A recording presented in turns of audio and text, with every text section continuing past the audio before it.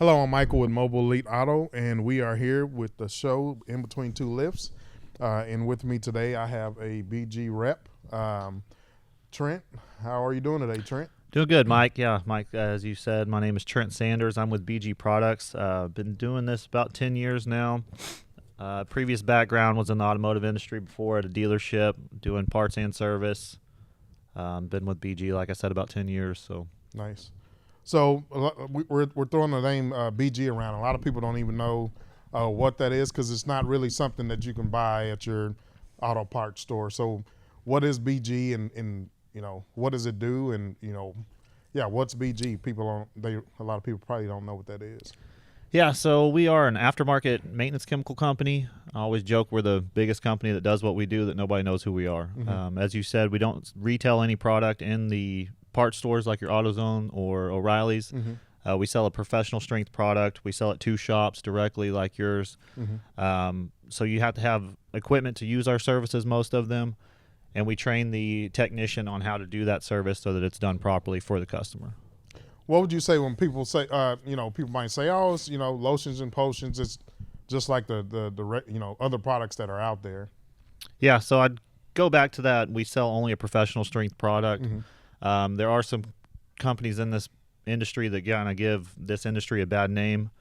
But as I said, I've been doing this about 10 years, and I've never had to apologize for anything we sell. We are also proud to say over the last 2 years we became a sorry. No, you're good.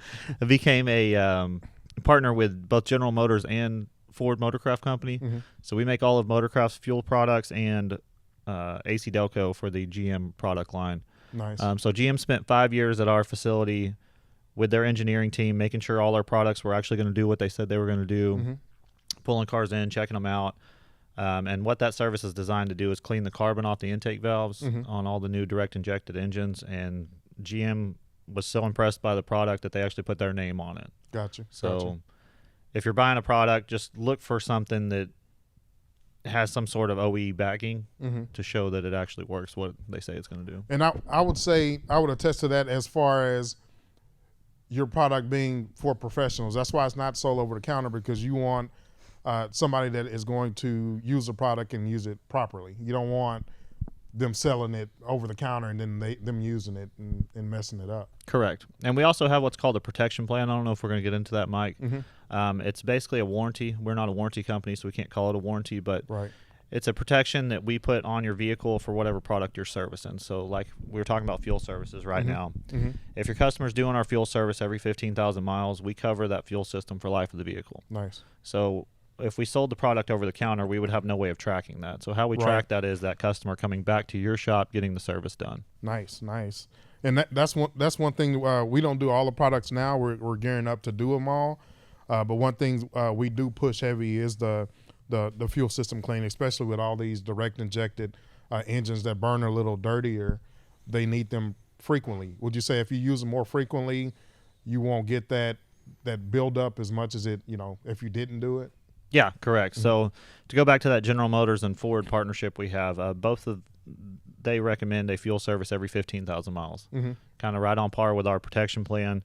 And if the customers are standing by that and doing that regularly, you won't see any kind of carbon buildup or any drivability issues with carbon buildup, Mm-hmm. fuel-related concerns. And as far as the cleaning, it's not just let me dump something in the fuel tank.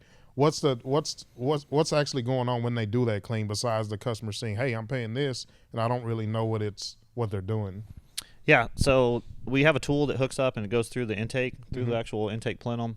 It's vacuum operated, so it's kind of like an old school tool, Mm-hmm. how you would do it back in the 90s, but Mm-hmm. it's a new school tool to actually perform the service. So Gotcha. it atomizes the cleaner as it goes into the intake. We also have a tool called a Revit that hooks to the foot pedal, Mm-hmm. to the accelerator pedal, and it revs the engine up and down 3 different times every 45 seconds to 3,500 RPM. So what Mm-hmm. that does is when the throttle snaps open, it breaks the vacuum, so it stops the cleaner from coming in. It also pulls all the cleaner through the engine, so it keeps it from puddling up or running rich or anything like that. Mm-hmm. So typically don't see any kind of check engine light come on while we're doing the service. Mm-hmm. And then after you're done with the service, you'll notice better drivability, engine will run smoother, better fuel mileage. Mm-hmm. So, as far as where it's available, I don't think is there any like videos or something they can watch. Or can they Google it, or we probably can attach videos to this video? But is there something where they can go to look at the videos? And Yeah, we have a full YouTube page, BG Products, Nice. on YouTube. bgprod.com is our website. If you're a shop owner or an advisor at a dealership or shop, we have what's called the BG Advisor app. So we can set them up on your personnel up, and they have full training videos. We can also come in and do training with your advisor, with your shop owner, with the technician. Yeah, we can attach videos to this video. I mean, we have a full media side of this business too. Gotcha. And something you said about the warranty, it has to be your people, your advisor, your techs.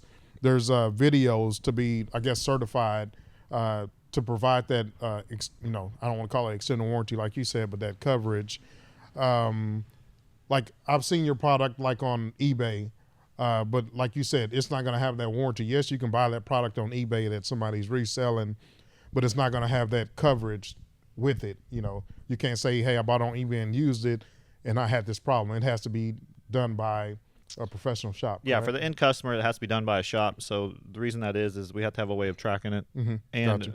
we built that whole program not only to stand behind our product, how it actually works, it's also a retention tool as a shop owner. Right. To keep your customers coming back to see you, to know that their vehicle is getting taken care of the proper way. Gotcha.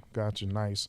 And another one of the products we use, as far as, and a lot of people say, as far as the brake fluid flush and the brake fluid that you guys sell, I know a lot of people say you don't need to replace the brake fluid. As far as, a shop trying to sell you a brake system flush, which is replacing all the fluid, what would you say, how does that benefit the braking system? Yeah, so over time, brake fluid is what's called hydroscopic, so it absorbs moisture over time. So even though the brake system's sealed, the reservoir is plastic, and plastic sweats, as we know. So it pulls moisture in. We're in Texas here. It's humid right now, even though it's 40 degrees outside. Right. It's something we fight here. So over time, the more moisture content that gets into your brake system, as you know, repairing vehicles, an ABS module is anywhere from how much these days? If you're getting a new one, you're not paying less than $1,000 because it's partnered with electrical component, so it's going to be more than $1,000 just for the part. So any moisture in there, there's copper all in throughout the ABS module because it's all electronic. As you know, copper is corrosive. You can look at the Statue of Liberty. It was brown when they put it up. It's green now, right?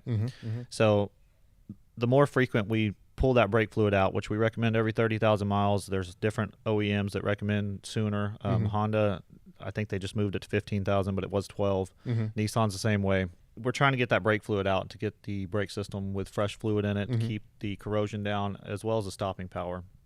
So I don't know if you ever drive very erratically. I drove pretty fast to get here. I was running late today. But as you're hitting the brakes and your brakes heat up, if you ever push on the pedal and it feels softer than it usually does, that's what's called brake fade, right? So the brake fluid's starting to boil in there. And the reason that is the moisture in the brake fluid boils faster than the brake fluid.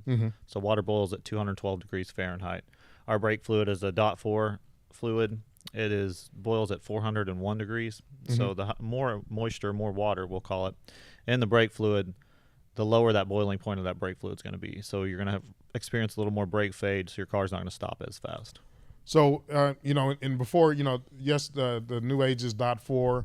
What would you say to somebody that has a .3 system? Can you put .4? Can you flush it and put .4 in it? Yeah, you can, absolutely. So the only difference in a .3 and a .4, they're both silicon-based brake fluid, is the boiling point. .4 has a higher boiling point. Nice. Yeah, if you get into some of the European spec stuff, the .5.1, you really got to stick to that. Gotcha. What is that on?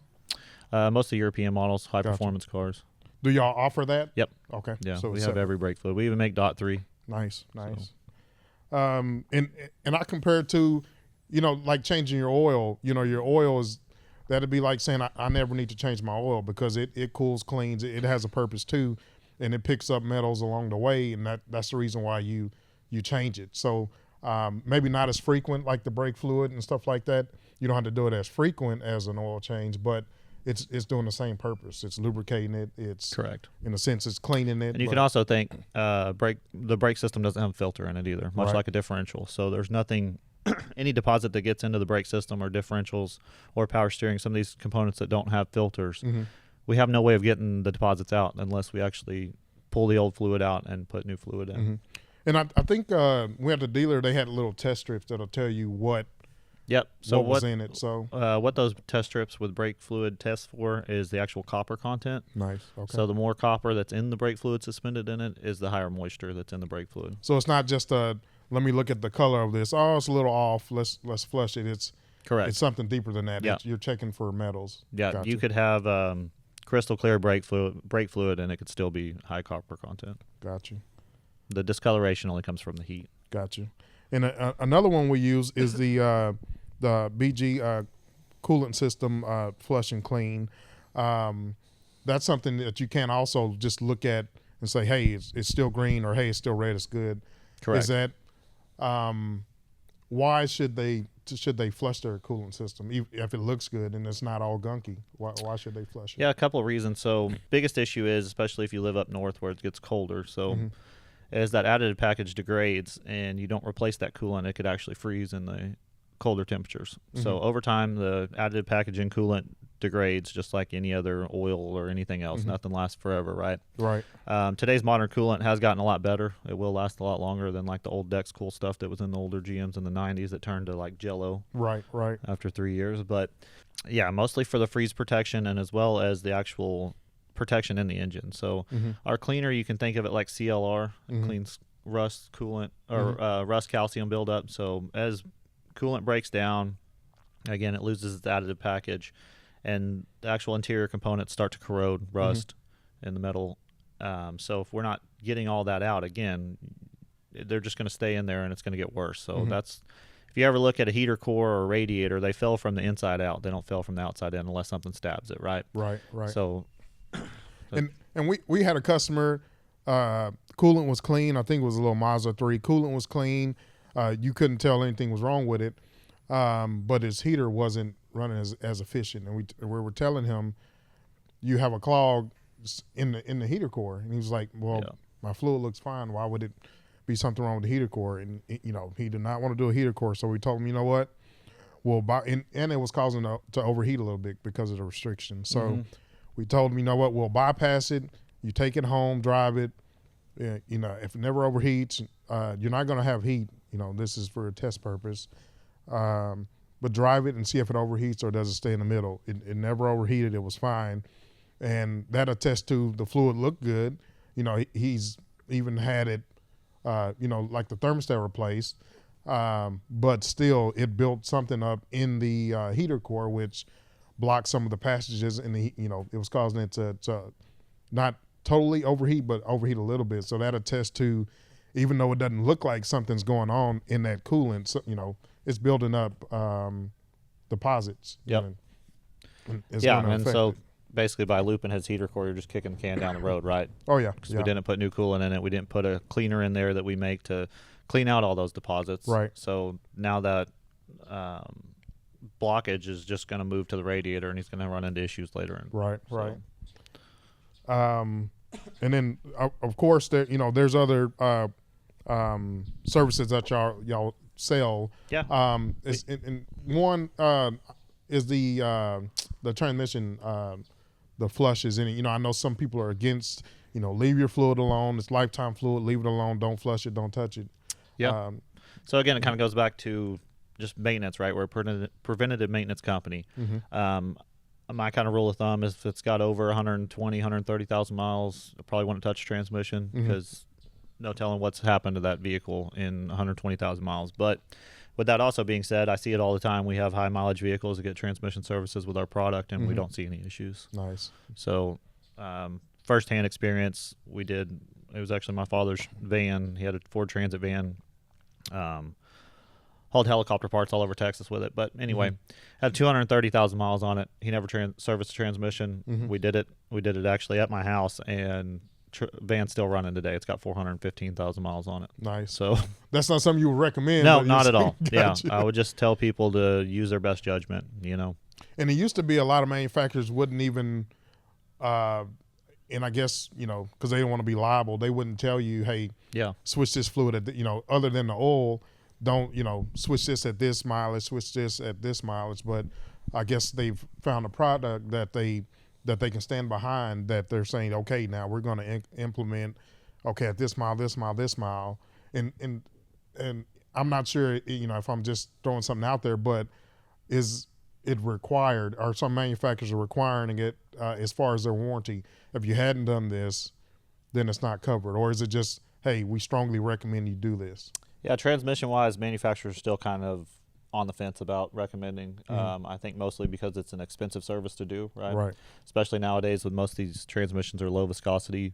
Like a GM 10-speed, they hold 16 quarts of fluid and a filter. You're looking $500-600 to service that. Where if you're doing a fluid exchange with our product, you're retailing around $300, right? $350. So the OEs are just trying to get the cost of ownership down on a vehicle, right? Because their job is to sell cars, right? So the more cars they sell, the more profitable they are. So that's something that they look at as far as the cost of ownership on the vehicle. So if they can build a good transmission fluid to last 5-10 years in their world, right? That keeps that cost down, so they can market that their vehicle is cheaper to maintain than their competitor. So what would you say about someone that's diehard? I only use factory fluids. Why should I use BG in a sense? Great question. So I would agree with them to a certain extent, right? Like I've said, there's a lot of aftermarket companies that don't necessarily make a good product. I would recommend, if they're looking at an aftermarket company or only sticking to the OE or judging, let's say, a motorcraft fluid versus BG's transmission fluid. For one, I can provide all of our application charts to show that our fluid works. I can show you test sheets to show that our fluid will actually outperform theirs. And kind of get back to that protection plan deal. GM, Ford, whoever, let's say Ford, since we were talking about that, their powertrain warranty is 6 years, 60,000 miles, right? 660. So after 60,000 miles, that transmission's on you, unless you bought extended warranty. Right.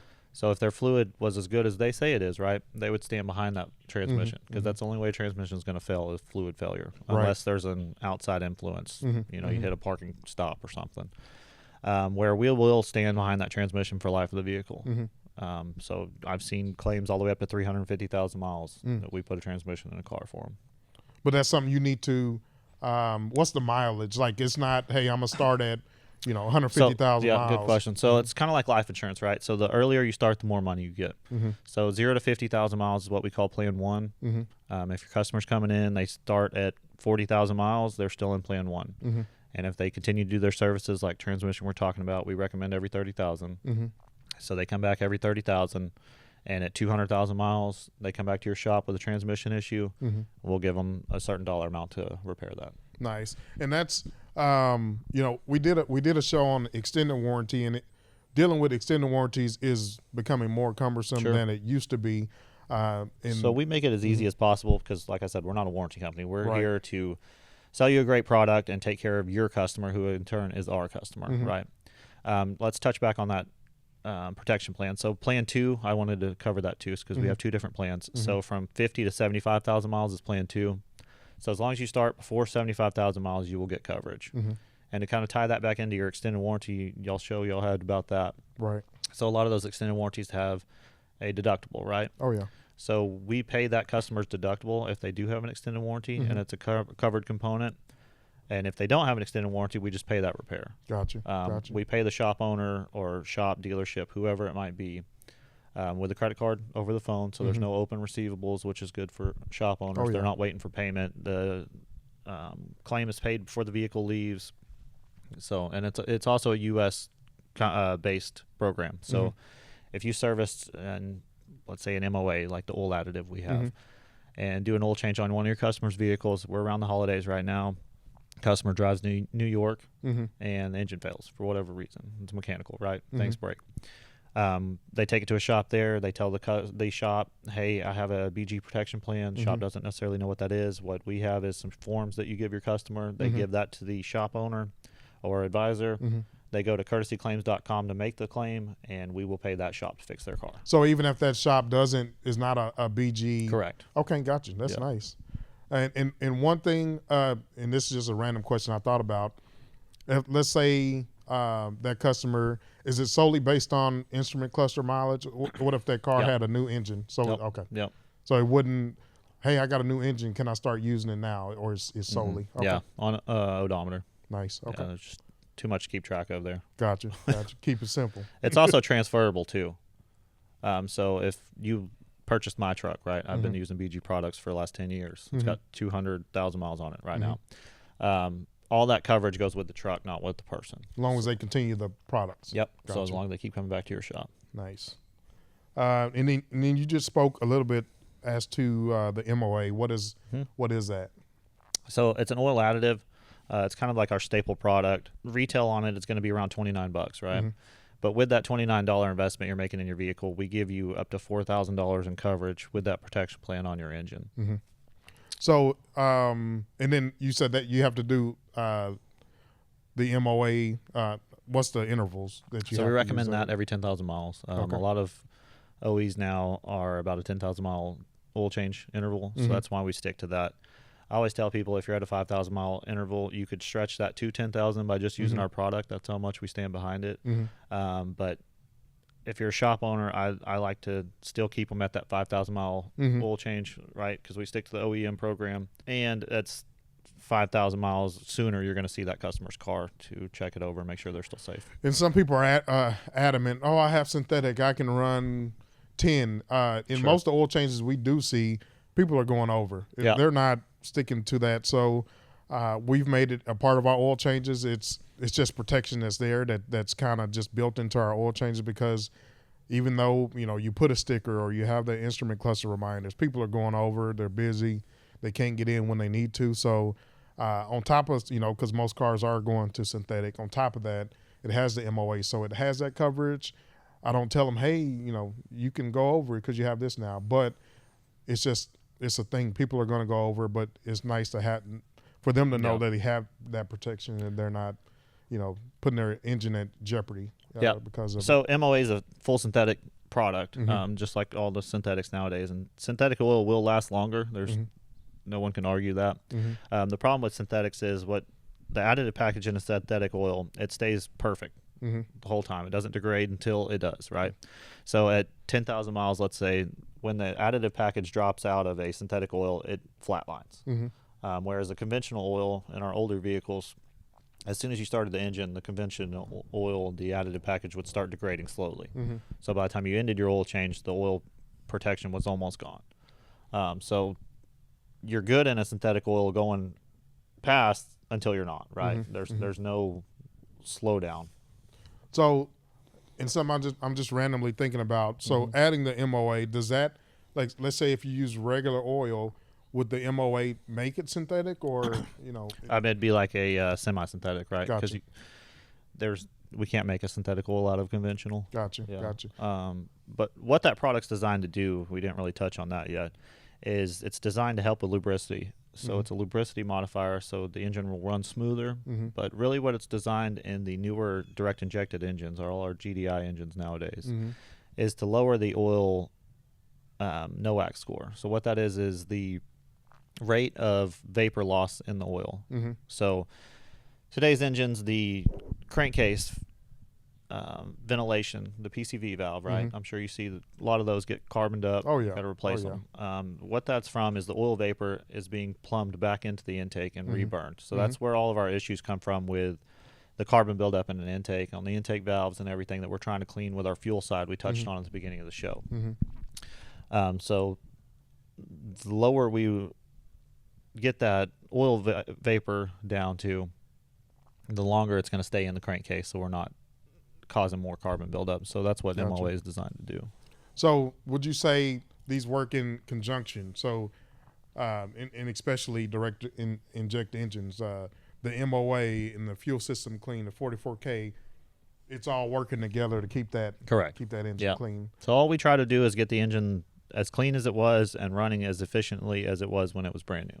So what would you say to one that, it gets expensive. So I only want to do half of it, and I have a GDI engine. What would you say? It's better than nothing, than right? not doing Yeah, it, right? yeah. I would stick to the MOA, and if you can, get a fuel service as soon as you can. Gotcha. I mean, that's the one service that you can pull out of your shop, and your customer will call you and say, "What'd you do to my vehicle?" Because it runs so much better. Gotcha. And what would you say as to pricing? People that sell your product, is it pretty much a standard price that it goes for, or are some places cheaper, or do y'all have a recommended, hey, we recommend you selling this product at this? Yeah, we have a amount? recommended retail. It's at the shop owner's discretion, though. Mhm. I don't know if you want to get into numbers on what we kind of set the stuff up as, but yeah, Gotcha. typically a fuel service you're looking around $239 for the Gotcha. platinum fuel service we talked about. If that doesn't fit your price point, we have smaller kits or different products we can put in the shop, but that's the best bang for your buck with your customer too. Gotcha. And what would you say? And I guess one product that's been around, a lot of people know, is Lucas. It's been around for a while. It's advertised as race Sure. additive.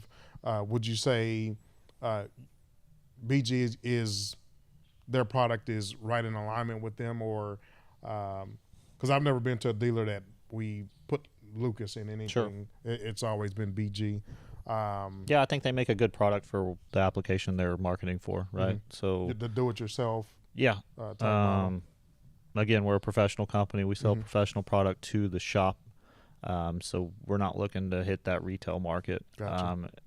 And our pricing kind of stands in line with that. So we're not the cheapest company. We also make the best product. If we tried to retail our product, like that can MOA, it's an oil additive. It's 11 ounces for $29.95. Mhm.